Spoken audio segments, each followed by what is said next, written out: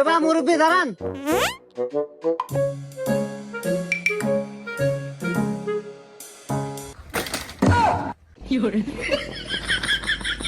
চলবো চলবো চলবো।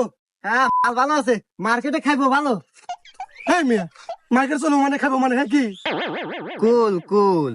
আরে মুরব্বী, আমি এনজিওর চাকরি করি, আমার এনজিওর নাম নিয়া পালাই। আমার ভাবেন আপনার বউনে পালাই যাবো, আপনার বউ সুন্দর আছে, আপনি অনেক টাকা লোন পাবেন। কোন কত টাকা লোন নিবেন? হ্যাঁ মিয়া, কি কন বউ মানে এটা আমার বোন।